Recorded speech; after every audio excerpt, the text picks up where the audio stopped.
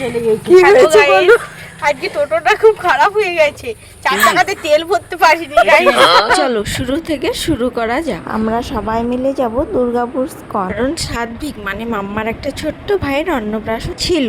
মাম্মাকে ready করে তারপর আমাকে রেডি করতে হলো এই বয়স্ক মহিলাটাকে। সরি, এটা কোনো বয়স্ক মহিলা নয়, এটা হচ্ছে আমাদের সুমনা দেবী। তো আমরা সবাই রেডি হয়ে বেরিয়ে পড়লাম। আমাদের বেরোতে অনেকটা দেরি হয়ে গেছিল, তাই তাড়াহুড়োর জন্য আমার রেডি হওয়ার ভিডিওটা করাই হয়নি। অবশেষে আমরা পৌঁছে গেলাম স্কন। এই মাসে একটাই অন্নপ্রাশনের ডেট ছিল, তাই স্কনে অনেক ভিড় ছিল।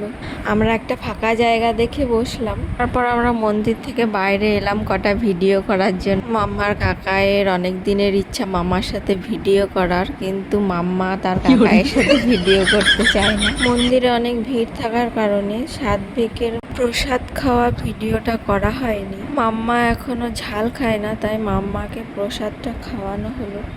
মাম্মার প্রসাদটা এতটাই ভালো লেগেছে যে কোনো দুষ্টুমি ছাড়াই চুপচাপ খেয়ে নিচ্ছিল। এই দেখো, ভালো বলতে বলতেই দুষ্টুমি শুরু। মাম্মাকে যখনই ভালো বলা হয় তখনই মাম্মার দুষ্টুমি শুরু হয়ে যায়। আমরা সবাই খাওয়া দাওয়া করে এবার সবাই বাড়ি যাব। বাড়ি যাওয়ার সময় হাফ রাস্তাতেই আমাদের টোটোটা খারাপ হয়ে যায়। আর সেদিন অনেক গরম থাকার কারণে আমাদের সবারই অবস্থা খুব খারাপ হয়ে যায়। তারপর টোটো দাদাটা একটা অটো নিয়ে আসে। অটোতে জায়গা কম থাকার কারণে মাম্মাকেই অটো চালাতে হয়। আর কিছু না, মজা করছিলাম। তো আমরা মজা করতে করতে চলে এলাম বাড়ি। সকলে ভালো থেকো, টাটা।